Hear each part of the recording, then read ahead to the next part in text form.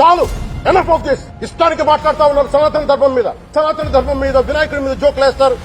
అల్లా మీద మీరు మాట్లాడగలరా? గుడికెళ్లే ప్రతి హిందువు బాధ్యత కాదా ఇది? సనాతన ధర్మాన్ని జోలికి రాకండి.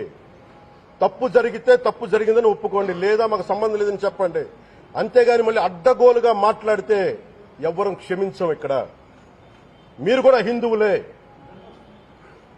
పొన్నవోలు సుధాకర్ రెడ్డి గారు, మీరు హిందువులే. నోటికొచ్చినట్టు మాట్లాడకండి. తమాషాలుగా ఉందా మీకు? సరదాలుగా ఉన్నాయా?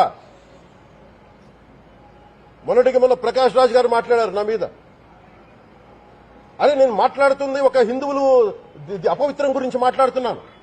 ఇందులో ప్రకాష్ రాజ్ గారికి సంబంధం ఏంటి? ఇందులో నేను ఇంకొక మతాన్ని నిందించానా? ఇస్లాంని నిందించానా? క్రిస్టియానిటీని నిందించానా? అపవిత్రం జరిగింది, ఇలా జరగకూడదు, ఫుడ్ అడల్టరేషన్ జరిగిందని మాట్లాడుతుంటే దీన్ని గోల చేయకూడదంటే, అంటే తప్పు జరిగినప్పుడు మాట్లాడకూడదా? ఒక అపవిత్రం జరిగితే మాట్లాడకూడదా? దేవతా విగ్రహాలను శిరచ్ఛేదం చేస్తే మాట్లాడకూడదా? ఏం పిచ్చి పట్టింది ఒక్కొక్కళ్ళకి? ఎవరి కోసం మాట్లాడుతున్నారు మీరు? ప్రకాష్ రాజ్ కూడా చెప్తా ఉన్నాను, నాకు మీరంటే గౌరవం. I have extreme respect for you. కానీ when it comes to secularism, Prakash Raj garu, it is a two-way, not one-way. I have extreme respect for you. You know that. Mere secularism is always two-way, it is not one-way. హిందువుల మీద దాడి జరిగినప్పుడల్లా వచ్చి మాట్లాడటం తప్ప, అన్య మతాల మీద జరిగితే నేను కూర్చొని ఇంతమంది కౌలు రైతులకు ఇచ్చాను, ఎంతమంది ముస్లిం ఇస్లాం రైతాంగానికి ఇచ్చాను నేను. ఇదే ఎన్ని మద్రాసాలకి డబ్బులు ఇచ్చాను నేను, 25 లక్షలు 30 లక్షలు ఇచ్చాను, ఇచ్చినవాడిని నేను. నాకు అన్య మతం ఇస్లాం మీద గౌరవం ఉన్నవాడిని, క్రిస్టియానిటీ మీద గౌరవం ఉన్నవాడిని.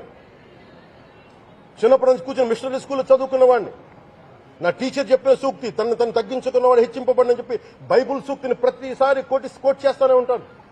ఇది నా గౌరవం, ఇది నేను చూపించే గౌరవం. మీరు మాట్లాడితే కూర్చొని నేను పాటించే ధర్మానికి అపవిత్రం జరిగినప్పుడు మాట్లాడకూడదు, మౌనంగా ఉండాలి. సెక్యులరిజంకి విఘాతం అంటే ఏంటి? సెక్యులరిజం విఘాతం? నా ఇంటి మీద దాడి జరిగినప్పుడు నేను మాట్లాడకూడదా? నా ఇల్లు 10 మందికి ఆశ్రయం ఇస్తుంది. నా సనాతన ధర్మం అన్ని ధర్మాలకి ఆశ్రయం అయితే, దానికి దాడి జరిగినప్పుడు, దాని మీద అపవిత్రం జరిగినప్పుడు దానికి కూడా మాట్లాడకూడదంటే ఏం మాట్లాడాలి మీతోటి? Prakash Raj garu, you have to learn your lessons. I respect you. It's not just Prakash Raj garu, all the people who thinks in the name of secularism. You're going haywire. Let me tell you guys, we are extremely hurt. Don't make a mockery out of our sentiments. We are deeply, deeply hurt. It's not fun for you. Maybe it might be fun for you. It is not fun for us. It's a deep anguish, deep pain. Don't you ever forget. Before you come and think 100 times and talk about Sanatana Dharma. Enough of this. చాలు, ఇష్టానికి మాట్లాడుతూ ఉన్నారు సనాతన ధర్మం మీద.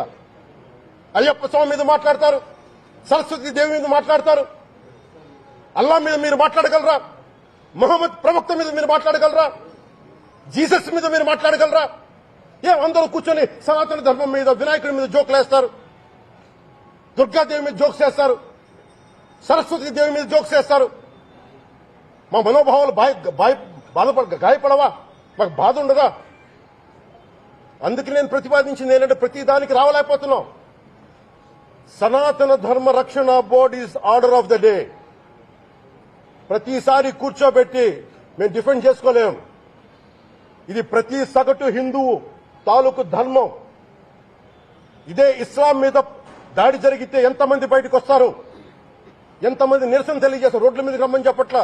కనీసం మీకు కోపం కూడా రాకపోతే మేము ఏం చేస్తాం? గుడికెళ్లే ప్రతి హిందువు బాధ్యత కాదా ఇది? నా ఒక్కరి బాధ్యతైనా, మా బాధ్యతైనా మీది కాదా? ధర్మాన్ని పరిరక్షించడానికి మీ బాధ్యత కాదా?